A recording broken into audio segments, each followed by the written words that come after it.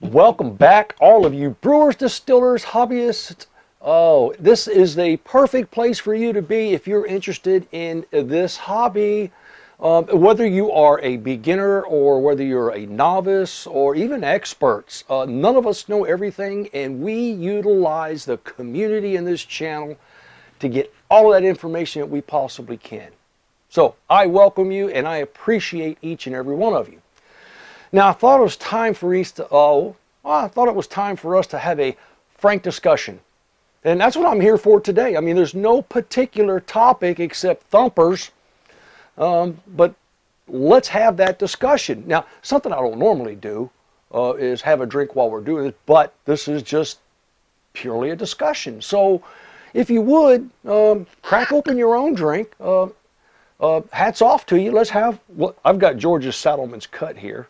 And I mix one of my favorites, which is that. No, I'm not going to send you the recipe. And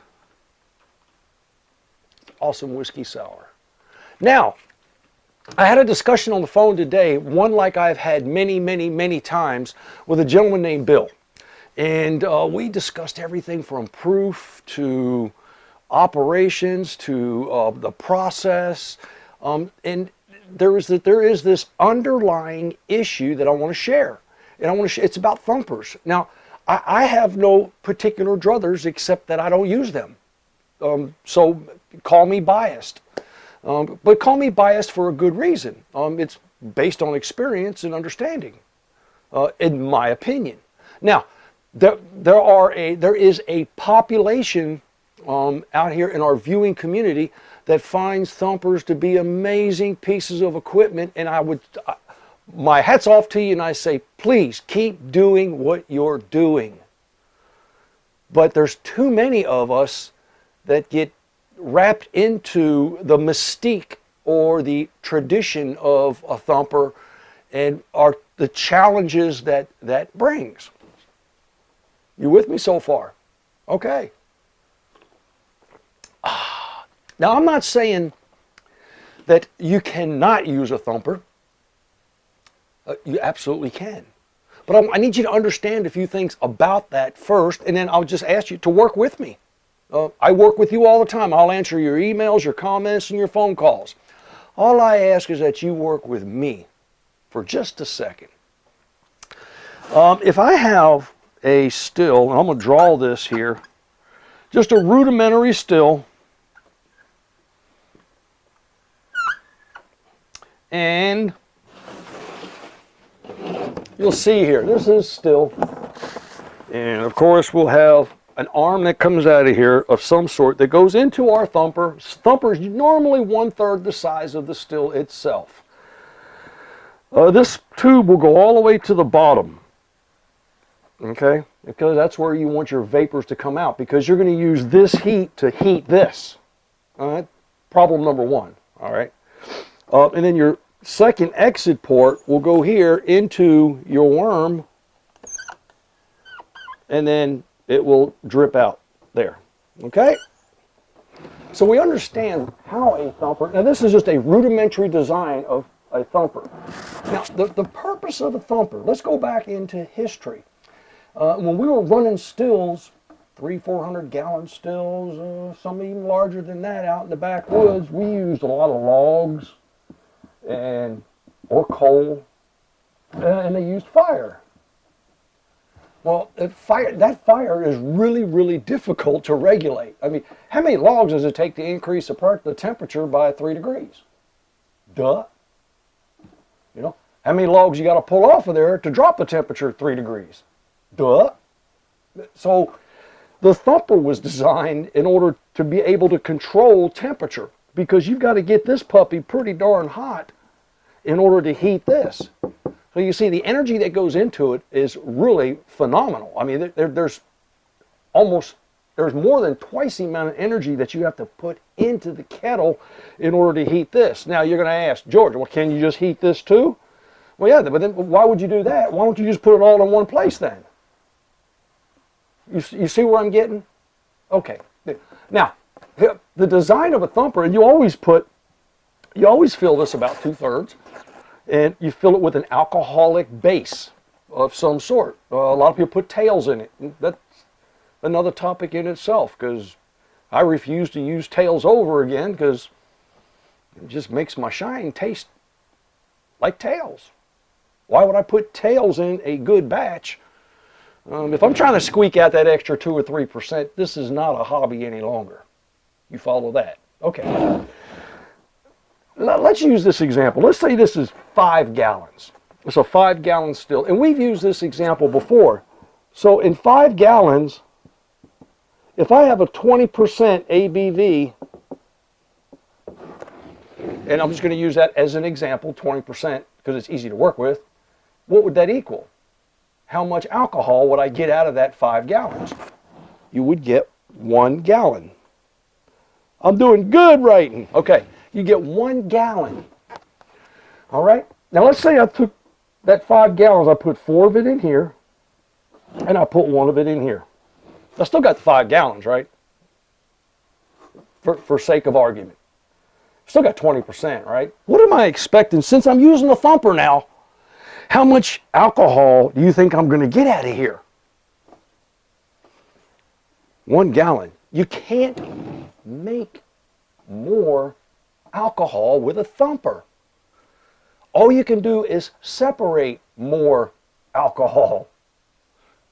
You follow me? It's like, yeah, you could use, theoretically, yeah, when you think about it, yeah, it's like double distillation. Yeah. But why would you run something twice if you could run it right the first time? Or run it over and over again? It kind of begs the question. You see, so one of the myths is that, oh, if you use a thumper, you increase your alcohol. No. If you put more alcohol in here, you increase the alcohol. Now remember, okay, with this rise in temperature, an extremely high temperature in the kettle to heat this, what do you think comes out of here? I'm going to give you a few seconds to think about that one. Not just ethanol, but you're also going to start pushing tails out very, very early in the run. Now, where are those tails? They've only got one place to go. That's in your thumper. So you understand that a thumper it can be a very useful, good tool. Also for flavoring. You can use a column to flavor. But so you can flavor out of the thumper. But oh my goodness, with all the challenges and things that can go wrong with a thumper, and this is really this is not a beginner setup. Please, if you're just starting off distilling, stray away from a thumper until you get really good at understanding what this part does. Okay? So my advice, first of all, and I've had this conversation many, many times, and I've got to tell you about the results I get from that. I always recommend that we remove the thumper out of the equation and that they just run the still separate from the thumper correctly. And the results and the feedback that I get is, Georgia, glad you told me that. A day-night difference. Absolutely. Because especially when you're starting, and I got to get a little bit another. Oh, that's so good. Especially when you're starting off and you're trying to capture and you're trying to manipulate a lot of different things at one time. And just having an understanding will get you a lot further down the road. So safety first. Keep in mind that this is also, if that thumper is there, you've got that pipe that goes down here and it's filled there, you've got what we can now call a closed system. We need to discuss that as well, because it becomes a safety hazard if you're not accustomed to what you're doing, okay? So here's what I'd say. Look, work with me. If you own, or if you buy a still, and you'll notice that, listen, you can buy those Chinese stills, they come with a thumper. Imagine that. You know why? Well, it's the market. The market desires that because there's this mystique about the traditions and they think they need a thumper. So yeah, they'll put a thumper to it. They'll add a thumper. They'll sell it to you, but they're not going to tell you how to run it. You got to come to a place like this channel, or Jesse from Still It, or Beer and Board.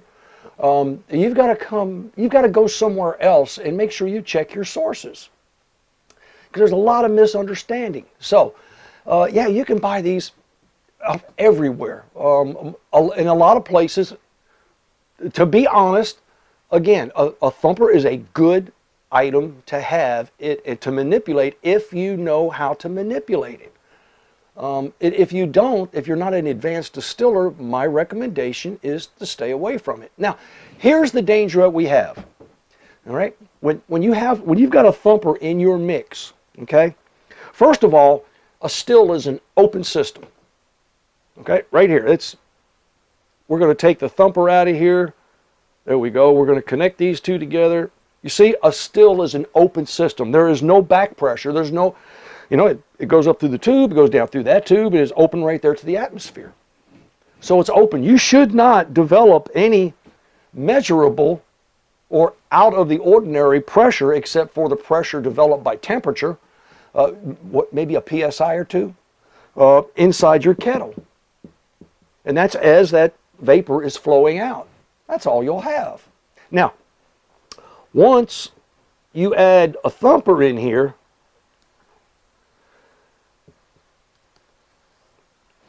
once it gets below this liquid line, the weight of this liquid becomes a lock. And it seals up the bottom port. So now you have what we call a closed system. So what's necessary in a closed system is for enough pressure to build up inside the kettle in order to displace the weight produced by the liquid that's in your thumper. And it does that by bubbling out.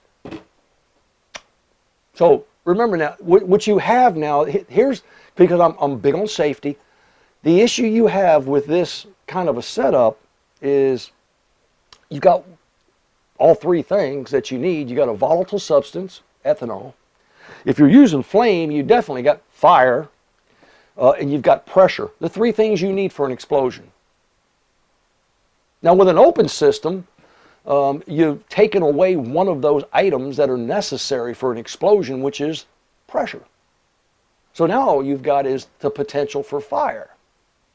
So just be cautious. Please be careful. If a thumper is up your alley, look, you do well. A thumper is up your alley. These conversations that I have on the phone, which I really enjoy, most of them are very, very educational for me as well. But all too often I get the information at the end of the phone call. So, once we start talking about the challenge we're going through, they'll throw in the end and say, oh yeah, well, by the way, I got the thumper sitting there. I was like, oh my goodness. You've just changed the whole dynamic of the conversation. So if you're going to call about this, let's start off by telling me if you have a thumper or not. I really don't like to even talk about thumpers because, again, I've used them. I've been successful with them. They're more problematic. They're more trouble to me than they're worth.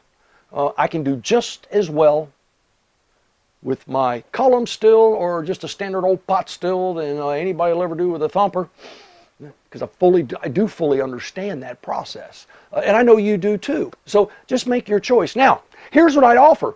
If you've got one of those, separate the thumper for the first couple times you run it.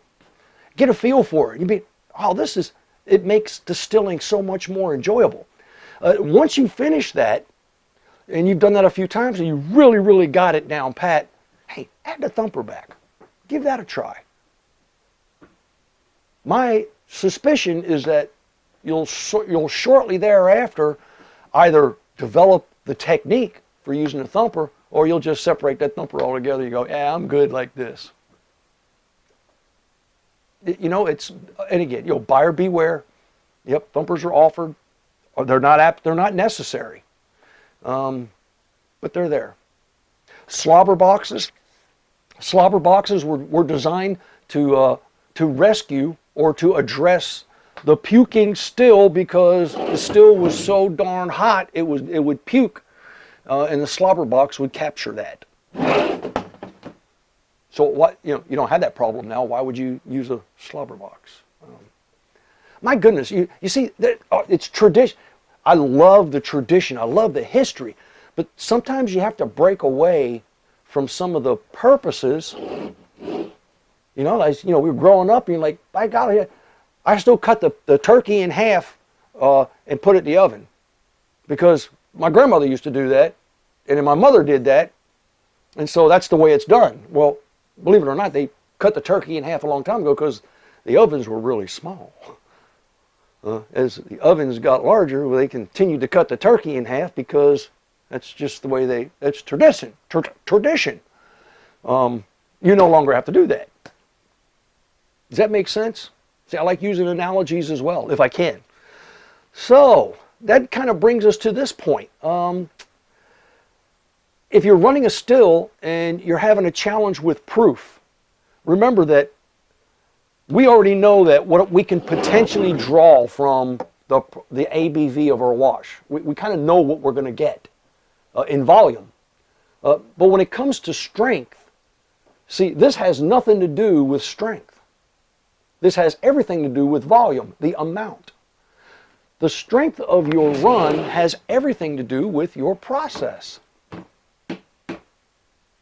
Give me a second and I got to show you this. Okay, what I want to share with you is, this is a very, very complicated topic, but this might open the window of understanding how this vaporization distillation process actually works. There's a term called azeotrope. You have a positive or a negative azeotropic blend. And what that really means, in particular, ethanol and water is positive. Okay, so what that means is that the boiling point of your mash is always going to be lower than the lowest constituent. Okay, not by a whole lot, but lower. That's just because it's a positive azeotrope. Now, there's a lot more into that, but just accept that as fact. Now, what that means is we already know that, ethanol boils at like what, 172.8 or 173.2, depending on what you look at. Well, in an azeotropic blend, it actually boils off a little bit lower than that, but sometimes 2 degrees. Keep that in mind. Okay? Now, the other portion of that description is that will continue to happen until the volume, and oh, by the way, that lowest constituent, being ethanol in this case, will be the majority of the vapor until the volume of the vapor and the volume of the water are equal in the vapor. And that happens at the very end. Why, look, just to simplify this, let me show you this. This is George's rendition of the chart. This is temperature in degrees Fahrenheit, degrees centigrade. It doesn't matter, but this is temperature, and your temperature rises throughout your distillation. Okay, this dotted line represents volume of ethanol in your mixture, and these little dots will represent the water in that mixture, and it stays relatively constant. But they do meet. Now, what? So this means that at the beginning of your run, when you're at X degrees Fahrenheit and it starts to produce, it starts to go up dramatically. And so you're going to get more ethanol than you are water. That's why your still runs in the beginning at what? If your pot still is running what, 160, maybe 160 plus? In a reflux still, 180 plus. And that's why that happens, because there's more ethanol in that vapor than there is water. Now, over a period of time, the volume in your kettle changes. So you'll notice how your line starts to drop back down and your water line starts to come up. Now here, this is their point where they meet. That means that the ethanol and the water are of equal volumes in the vapor. What happens there starts about right here, is where tails start to arrive, because you're starting to pick up more water than you are ethanol. Okay, does that make sense now? See, and that's why, look, we'll have a case where you'll run a still, and the best you can get out of it is, oh man, it only comes out at 110 proof. Well, your process is so important. If you run it too hot, way up here, what have you done? You've skipped this part, or you've shot through it so fast that now you're here, and that's what you're running. You're just running it. And you're getting more water than you are ethanol because you've overheated. See, that's a lot of times that's what happens. If someone runs a still just a bit too fast, the only thing that's going to suffer is your proof. If you run it too slow, you may run it so slow that it doesn't produce at all, or if you run it so slow, now you're spending a lot of time, you're getting a higher proof, but you're only getting a drip, drip, drip. And that's not what you're looking for. You're looking for a drip, drip, drip, spur, drip, drip, drip. That's the size of a pencil lead. And that'd be pretty routine out of a 5-gallon to 15-gallon still, 2-inch column. Of course, as the column gets larger, they run a little faster. Not any better. They just run a little faster because there is more surface area inside to carry more vapor. So, and normally your worm is a little larger, so you can condense a little quicker. So it may run a little faster.